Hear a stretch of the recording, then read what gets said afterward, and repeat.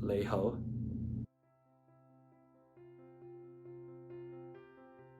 My name is Jackie Mai. I am 21 years old. I identify as Chinese American and I go to the Ohio State University with a major in accounting. I came from an immigrant background. Both my parents, they immigrated from China in 1999, and me, I was born in 2000, but when I was 6 months old, both my parents took me back to China where I was raised in a city called Guangzhou until I was about 5 years old. At that point, I returned to the US where I was enrolled in preschool, but I believe I was like 4 or 5 and I did not know a lick of English. So that was a little bit of a rough start for me going into the education system without knowing any English. So when I came back to the US, I lived in a suburb of Cleveland called Wilwick for all my life until moving to college. It was I'd say it was a pretty blue collar city where a lot of people just kind of graduated from high school and didn't really go to college. I was the only Chinese person in my graduating class of high school. I went to a high school called Eastlake North High School, and I saw that everybody around me were just kind of people that wanted to graduate high school. They wanted to stay in the city for the entirety of their lives, and that was just not me. So ultimately, I made a decision to go to college. When I was going through high school, I knew that I probably wasn't going out of state mainly because of financial reasons. I'd say I come from a family where we are on more of a lower end of a socioeconomic background. Both my parents work in the food service industry. They work at like Chinese restaurants. So I know that financially my parents would not be able to pay for me to attend an expensive out-of-state school. So then by like junior year of high school, I had to evaluate my options for college. I applied to the Cleveland State University, Kent State, Case Western, Akron, Ohio State. At that point, I wasn't sure what I exactly wanted to major in. I ultimately decided in business, and I just know that Ohio State has a fantastic business degree, one of the best public schools in the country. And if as an in-state student financially, I know that I could afford Ohio State, and the benefits that would come out of me getting this degree would absolutely be worth it. I think it depends on really the type of career you want after graduation. If financially I wasn't able to afford going to Ohio State, and also I didn't know what I want to do after college, then I wouldn't just jump into college and major in something that I didn't really know what I wanted to do and accumulate debt. But if you know that you're going to be choosing a major where there is a very high percentage that you will secure a job after graduation, then I think college would still be a very good option, because as long as you know that you're relatively going to be able to secure a job to pay that debt back, then I don't think just because of that financial aid issue that should deter you from going to college.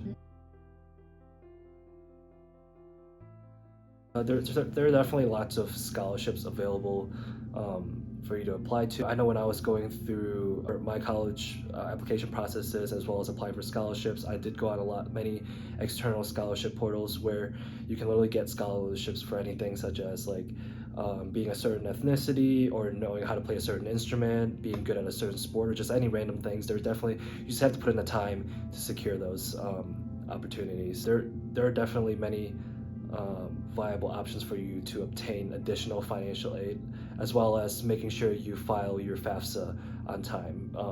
I know for me, I didn't know a whole lot about FAFSA, so I asked a lot of people about how to do it, and that gave me a lot of government assistance in terms of my financial aid. Both my parents, my entire family didn't go to college. I'm a first-generation college student. So all my life, my parents told me to be studious, be a good student, graduate high school, and then go to college, because in my family's mindset, that was the only way to make it in life. You go to college, you get a high-paying, comfortable job, that's how you make it. So like for me, I grew up with that mindset. My high school wasn't exactly the most helpful in terms of providing me with the type of resources. But my senior year of high school, I did the College Credit Plus program, which is basically a program where the state of Ohio will pay for kids in high school to attend college at the same time as high school, and you can earn college credits to get a early start in high school, where those credits will be transferable to after you graduate high school. So I enrolled in the College Credit Plus program at Cleveland State University, and I had a fantastic guidance counselor at Cleveland State that was able to not only help me navigate through my classes at Cleveland State at the time, but also help me make a good decision in terms of committing to the college I wanted to go to. So I was very thankful for her, and as well as the program in its existence. I know that students are normally told to do as many AP credits as possible in high school, which I don't disagree with. If you want to go out of state, a lot of the times the College Credit Plus program, they don't really transfer very well when you're going out of state, and AP credits normally do. So basically evaluate your options. If you want to go out of state, then maybe do a mix of AP and CCP credits. But if you're sure that you want to stay in state, then absolutely go for College Credit Plus credits over AP credits, because you can earn basically the same type of credits in a semester versus spending the entire year in those AP classes and having to pass the exam to earn the credits. I'd say the biggest barrier in my journey comes from the fact that I come from a first-generation background in which my parents are immigrants, and growing up, going through the school system, I say my parents, they stopped being able to help me in what I do since if I had to estimate, probably like third grade. So growing up, I knew that my life, my journey, my path would be created in my own hands. I have no footsteps to follow in. It's not that my parents didn't want to help me, it's because they physically weren't able to help me. They supported me in terms of finance, they always provided me with a great family, a great home, but stuff in terms of my career, they just weren't capable of helping me, which is not their fault. So I always had the mindset that if I don't do this thing, if I don't take this opportunity, no one's gonna help me. So I grew up having a very focused mindset in terms of going out and reaching for the things I wanted. Yeah, so there's definitely a lot of advantages of choosing Ohio State, and specifically the business school. If you're in state, as I mentioned before, financially, it's probably the best bang for your buck if you chose Ohio State and going into the business school. Very high rankings, fantastic faculty, amazing alumni that work from huge corporations from around the world. Disadvantages, one thing I would say about Ohio State in terms of a disadvantage is probably the size of it. This Ohio State is a school with a total enrollment of 60,000 people. I'd say the only thing is mainly getting yourself out there, meeting new people, and building a community might be harder for you than if you were going to a smaller school, just because you have to make the additional effort to get out there and put your name out there. So for me personally, the moment I stepped onto Ohio State, it was through a program called the Fisher First, and it is a program that's tailored towards first-generation college students. So during my first week when it was a move-in week, I went through a series of workshops, learned about different resources through the university, and the one thing that they really engraved in me in terms of building that community is to get involved with student organizations on campus as soon as possible. So that's what I did. Because a school as big as Ohio State, there is a way that you can make a large school smaller than what it actually is, especially in the Fisher community. Joining those student orgs where you and other people within those student orgs have the same passion. And that's exactly what I did. The moment I stepped onto Ohio State, when school began, I became involved in a student organization called the Asian Business Student Association, where I met other business students that also come from an Asian background, passionate about school, passionate about Ohio State. I was able to build a very strong community in there.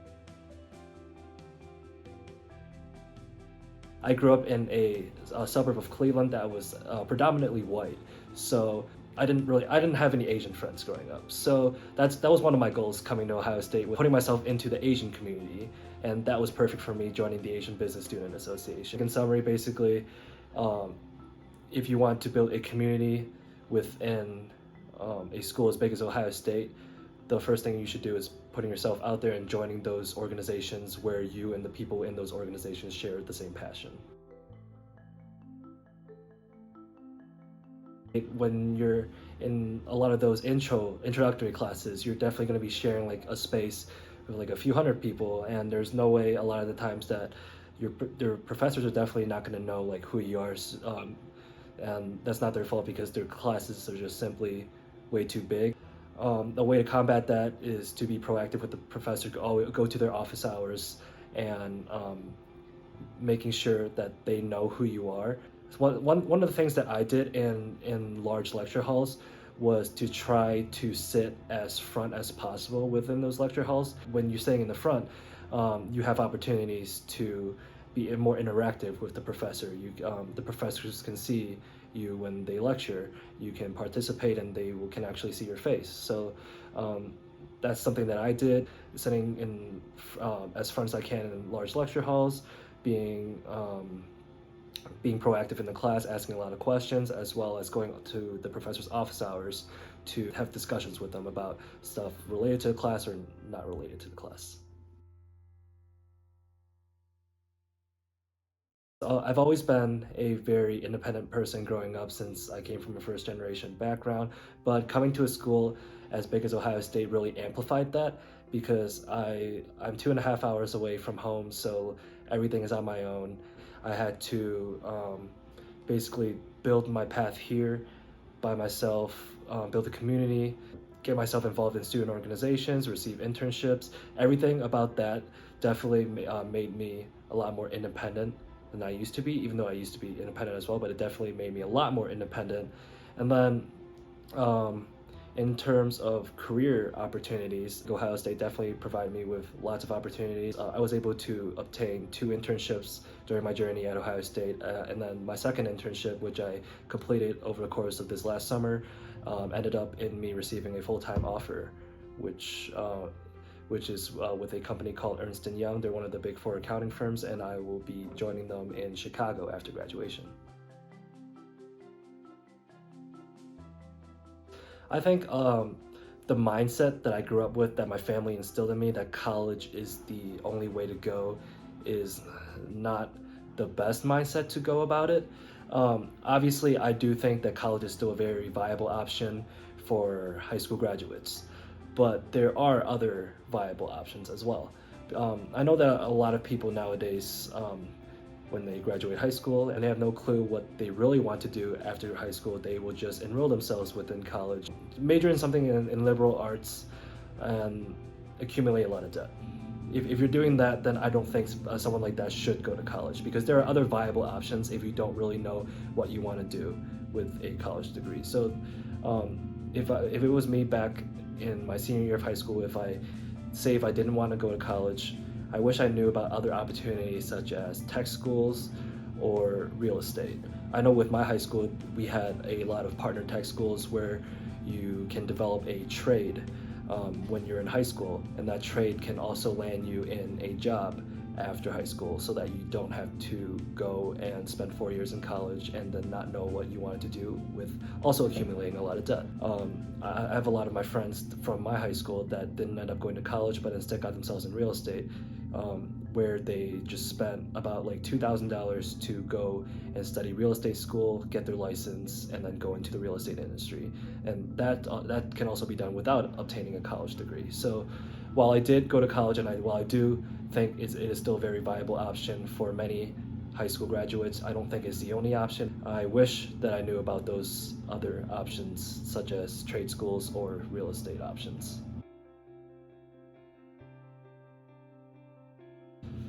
I'd say whatever you do after post-high school graduation, you want to make sure you have a passion in. For me, if I could tell like my freshman year of college. For me, if I could go back and tell the freshman year what to do, I would say definitely do more things that I'm truly passionate about. I know like early on, like post high school, early college, I definitely did a lot of things where it was mainly for me to build my resume, make myself look better, that I didn't truly have a passion in.